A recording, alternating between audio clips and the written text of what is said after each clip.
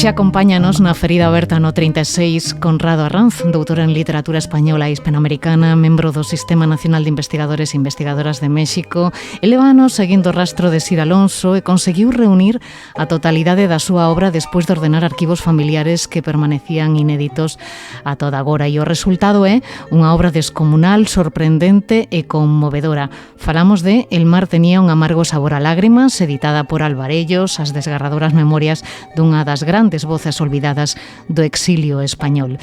Conrado, que tal, como estás? Benvido a Ferida Aberta no 36.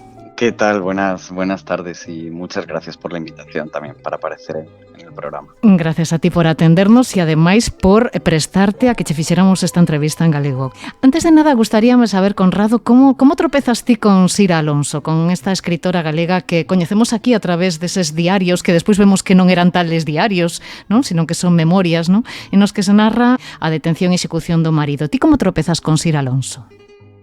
Pues de manera muy casual, porque en mi caso estaba trabajando para un capítulo de un libro sobre cuento indigenista mexicano. Y entonces yo di con la revista América, una revista muy importante porque publica los primeros cuentos de Juan Rulfo, de Llamas, y entonces me encuentro un cuento de una tal Sir Alonso. Y me llama mucho la atención, primero porque es la primera mujer que detecto que en esa época escribe cuento que se podría denominar indigenista. Pero luego mi sorpresa fue mayor cuando ya accedo a internet y veo que es una escritora gallega, que es una escritora republicana del exilio. Y bueno, eso ya supone una novedad pues muy fuerte, ¿no? Y es ahí donde me empiezo a interesar, empiezo a estudiarla, veo que hay, está en gallego y me pongo a leerlo pues con muchísimo gusto, ¿no? Y a saber más de esta mujer. Claro, unha escritora que, como contas no libro, parece que foi borrada, non? Difuminada da historia. Por que crees que foi borrada? Sí.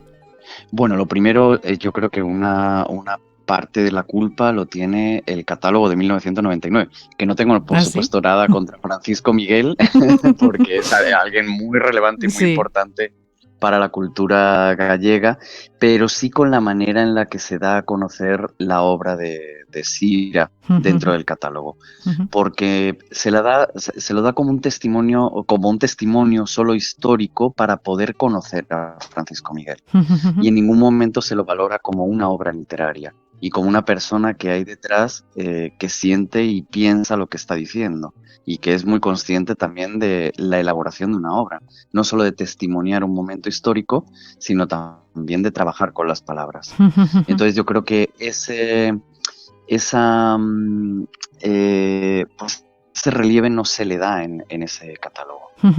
Y ya por suerte, pues bueno, dos mujeres excepcionales como son Carme Vidal y Anxo Sumai, claro, o sea, yo creo que se dan cuenta que eso no puede ser, y es cuando ponen de relieve ya en una obra de una autoría única esa memoria de Tordoya, y luego lo amplían a la memoria de Aztopan.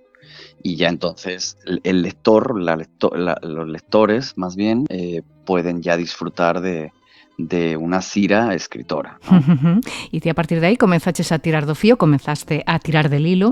Interésame coñecer un pouco como foi ese proceso de confección desta obra, de máis de 500 páxinas, nas que foches cosendo, non? Toda esa obra que ela foi escribindo, corrixindo, borrando, volvendo a escribir en silencio en cada un dos lugares destacados da súa biografía. Como foi ese proceso, Conrado? Bueno, de un puzzle de infinitas piezas, porque primero fue, claro, reunir archivo primero, el archivo que era más público, para conocer más sobre ella. Después fue entrar en contacto con los familiares, poco a poco, testimoniar esa presencia de Sira en las redes intelectuales, primero en México, porque es el país que pues, claro, yo vivo allí, y por tanto me queda más cerca, pero luego también pues en Galicia.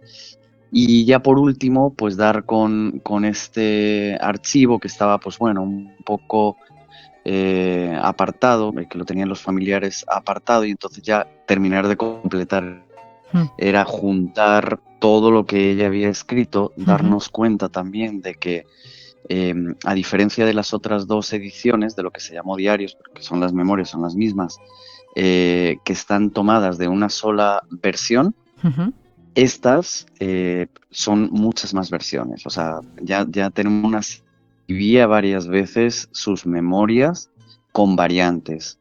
Entonces, claro, tocó un trabajo filológico muy fuerte de transcribir una variante, una versión, perdón, y cotejar con las otras versiones que había, qué modificaciones existía para de esa manera asentar criterios y hacer una edición lo más cercana posible a los lectores, siempre pensando en los lectores, o sea, de alguna manera convertirse en el editor que nunca tuvo Cira en vida, ¿no? Sería ese el proceso. Hai que decir que todos estes cadernos estaban no interior dunha maleta azul que se abriu ante os teus ollos hai un ano aproximadamente, que foi pasando de man en man e que conservou celosamente durante anos a súa familia, non? Unha historia apaixoante. Claro, y atravesada también por momentos históricos del propio México, porque yo creo que el olvido mayor fue a raíz del año 1986, en que hay un temblor muy fuerte en la Ciudad de México y una parte de la familia se traslada a vivir a Querétaro. Y claro, pues como esos traslados precipitados, porque la casa queda dañada y pues compran otra casa, se trasladaron muchas familias de la Ciudad de México a esta otra ciudad. Pues queda ahí la maleta ya como en un olvido más grande, que incluso no se tiene en cuenta tampoco para la exposición del 99, entonces queda ahí completamente apartada. Y bueno, pues a raíz de un comentario de, no, sí, es que sí dejó algunos papeles, vamos a mirar a ver qué hay. Y pues claro, había una maleta azul completa, donde sobre todo están... Es verdad que es un archivo incompleto, en el sentido de que no hay una gran parte que hubiera sido maravilloso, por ejemplo, toda la parte de España, sino que es una parte como ya posterior, o sea, sobre todo lo que son las memorias y las narraciones en Actopan, ¿no? Que es una población mexicana. Y sí que hay algunas cartas, pero no es un archivo completo, ¿no? Como de escritora, lo que Cira pues pudo salvar de todo ese camino dificultoso hacia el exilio. Pero desde luego pues es de un valor incalculable, ¿no? Porque pues nos va a permitir conocer a una Cira Alonso escritora, ¿no? No solo una mujer que testimonió un momento histórico difícil para el pueblo gallego, sobre todo el pueblo español, sino también pues una mujer que quiso escribir, que era su vocación y era lo que ella podía aportar. Polo que pudestes averiguar, era unha escritura destinada a que fora lida por outras persoas, é dicir, non era un exercicio de introspección, non? Ela quería facer memoria e tamén facer literatura, non? Sí se ve también como un proceso terapéutico, yo diría, de escritura, ¿no? De volver una y otra vez a recordar esos momentos y a ver dónde encontrar ese hilo de luz al que asirse, ¿no? Ante tanta dificultad, ¿no? Pero a la par también sí hay algo ahí de ser leída. ¿Por qué me doy cuenta? Primero en las memorias. En las narraciones es más claro, sí hay claramente como que se dirige a un lector, ¿no? Y que hay ahí una presencia de un lector constante. Memorias, hay de repente inflexiones a una segunda persona y entonces se dirige a alguien, ¿no? Unas veces al propio Francisco Miguel, que ya está muerto, pero sí le dice, Francisco Miguel, yo no te he fallado, como tú me pediste, me he llevado los hijos. Habla, entonces como que hay ahí una serie de... Ella establece una serie de deudas de lectores, ¿no? A quien va dirigida la obra. Y ella es consciente también, o sea, tiene una agencia importante de contar desde su punto de vista pues todo lo ocurrido, ¿no? Y cómo eso afectó a familias humildes, sobre todo, porque se fija mucho en familias humildes, pero bueno, también en una clase media que apoyó a la República. Desde luego, percibes a enorme maestría de Sir Alonso a hora de entretecer eses recordos familiares xunto con ese retrato social, histórico e político que se vai mesturando durante a súa narración, non? Con esa intención, non? De facer memoria e de facer moito máis cunha historia persoal, non? Exacto. Sí, ahí es donde entiendo la agencia, ¿no? Porque ella es consciente, habla también de una segunda persona al plural, como nosotros, ¿no? Como esas personas que perdimos la guerra y tuvimos que vivir actos fatales y da una interpretación, ¿no? En ese sentido, por ejemplo, tiene mucho de diálogo con estas otras... estos otros testimonios que se publicaron en Francia justo después de la guerra, que también Alvarellos lo publicó, que le llama Galicia bajo la bota de bota de Franco. Franco. Ajá, que eran anónimos, pero bueno, parece que está ahí Seoane Sí, eso dicen. detrás de ellos. Y todo lo que tiene que ver con los relatos históricos coincide mucho con ese testimonio de este libro, muchísimo. Entonces ella... pues es una lectora extraordinaria de la historia, ¿no? Si lo comparamos con otro libro. Pero además establece una serie de personajes que no dudo de su existencia, pero también oscilan un poco entre lo más cercano a lo literario, ¿no? Como cierta ficción en cuanto a que se resimbolizan, digamos, para significar, ¿no? Y ahí surge también el hecho literario, ¿no? En la manera de contar, de ordenar, de dar también una preeminencia a estos otros personajes que no son del todo históricos, ¿no? Y que tan conocidos por la gente, sí. ¿no?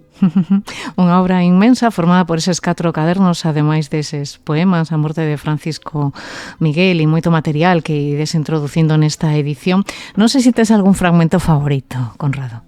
Sí, había seleccionado, claro, por lo que me toca, por dos razones en realidad. La primera es porque las memorias que se dan más a conocer ahora que cedidas son estas primeras memorias que las hemos titulado Memorias de A Coruña, porque empiezan como hablando muchísimo de la ciudad de origen, y en esas memorias, pues claro, cuenta toda su vida en A Coruña, todo su proceso de formación, la salida a París hasta en 2 ocasiones, la salida a Cuba y después de Cuba a México, donde pasa 6 años, y el retorno de México a, pues bueno, primero esperando una república, aunque ya aquí se encontró con el bienio negro, sí. Y bueno, pues con todo el proceso político que vivía España en ese momento. Entonces esas memorias hablan de México. Entonces, bueno, pues dos momentos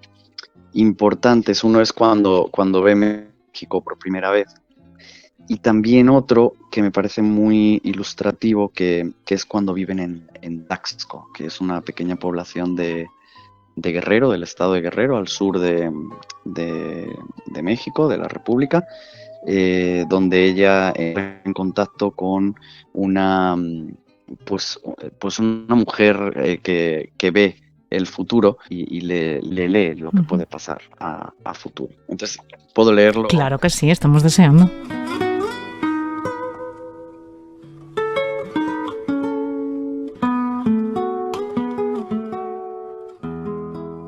En la vida suceden cosas extrañas que parecen sueños.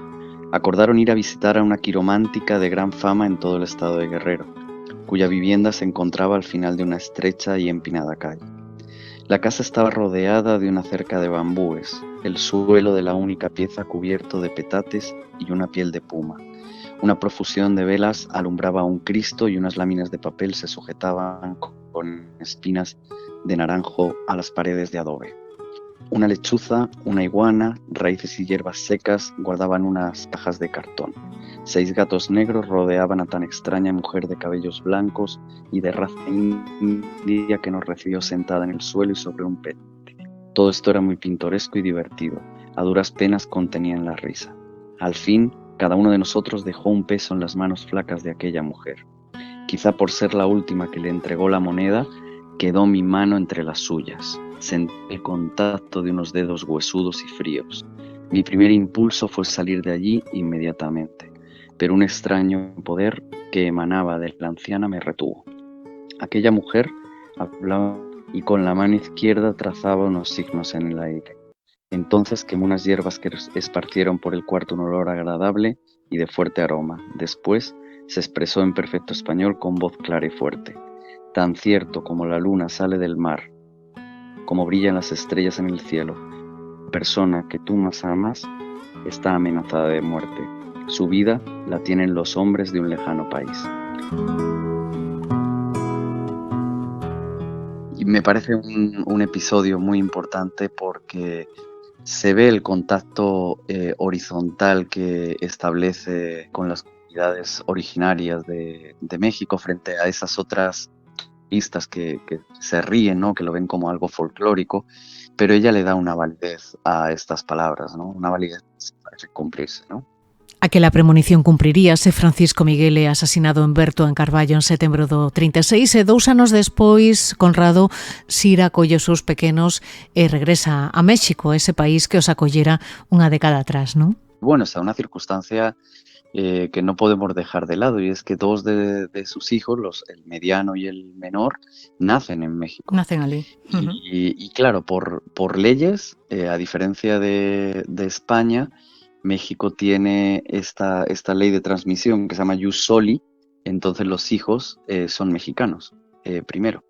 Y entonces, pues bueno, es lo que finalmente le salva en Lisboa de cuando ya ella va a iniciar el exilio, la agarran las autoridades españolas y ella dice, está bien, devuélvanme a España, esto en el año 42, devuélvanme a España, pero dejen que mis hijos, que son mexicanos, vuelvan a México, ya como una manera de por lo menos salvarlos de ellos. Y entonces la embajada dice, pero hombre, mujer, ¿cómo no nos dijiste esto antes, ¿no? Que ella había intentado conseguir el visado, y entonces ahí ya le dan el visado para poder viajar y la meten en el primer barco, en el Serpa Pinto, ¿no? ¿Y cómo vive Sira ese regreso a México? Esta ida a México es muy triste para ella.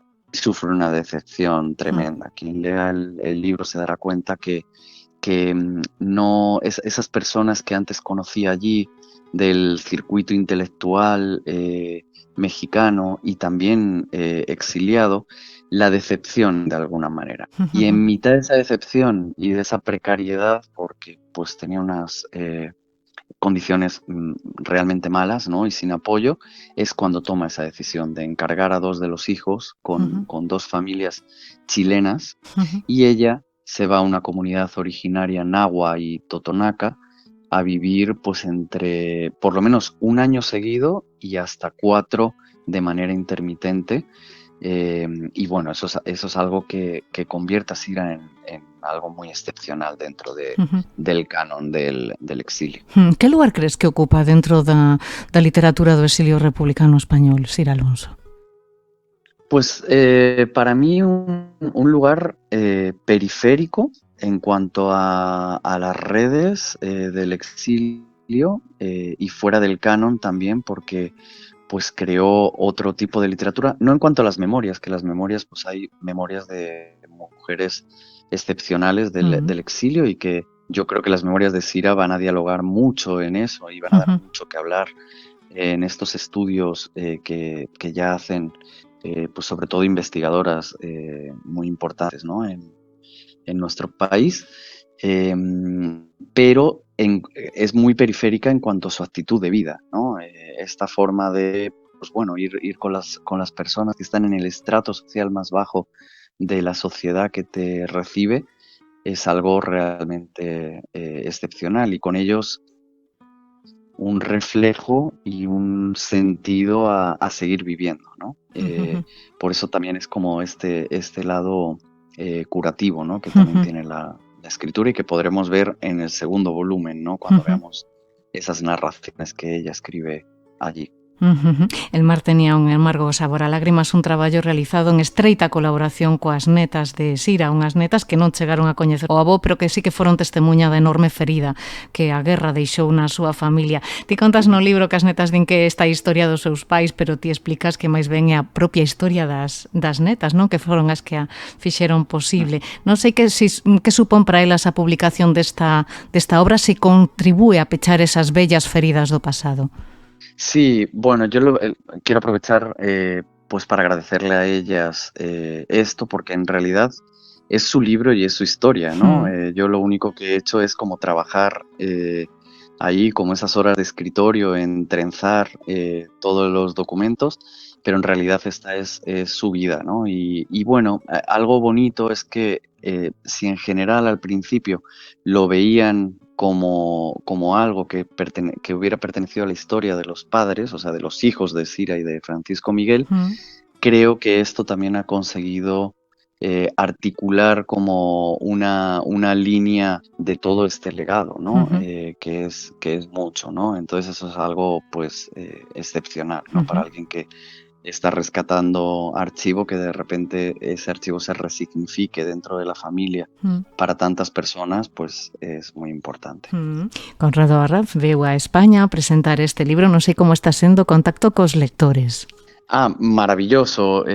Bueno, tuvimos la mala suerte de que la Feria del Libro, por una tormenta muy fuerte, se tuvo que acabar antes de tiempo y no hubo presentación. Una presentación que parecía que iba a ser muy multitudinaria, por lo que nos estaban diciendo, pero bueno, sí permitió contacto con los lectores y sobre todo lectoras que sí se acercaban a la obra de Sira porque ya habían leído algo, ya habían escuchado algo, o directamente se encontraban en el stand de Alvarellos, que bueno, pues hace un trabajo magnífico para la cultura gallega. Desde luego. Claro, se lo encontraron de golpe y bueno, pues eso propició que pudiéramos contarles un poco más la historia que había detrás del libro e inmediatamente se lo llevaban. Nadie después de eso lo dejaba otra vez, ¿no? Y hacía muy bien, porque yo creo que es un libro muy excepcional. O sea, yo cuando lo leí por primera vez no me lo podía creer, no podía creer que algo así no estuviera mucho más colectivizado, ¿no? Y que formara parte de la vida de todos. Pues nada, Conrado Arranz, moitísimos éxitos con este libro, parabéns, enhorabuena por este traballo inmenso que acabas de realizar e que xa poden adquirir nas súas librerías. El mar tenía un amargo sabor a lágrimas, editado por Alvarellos. Conrado Arranz, moitísimas grazas por pasarte pola Ferida Aberta no 36. Unha aperta, un abrazo. Muchísimas gracias, Nuria, un abrazo muy fuerte a todos los radioescuchas también. Gracias. A Ferida Aberta no 36, un podcast de Nuria López.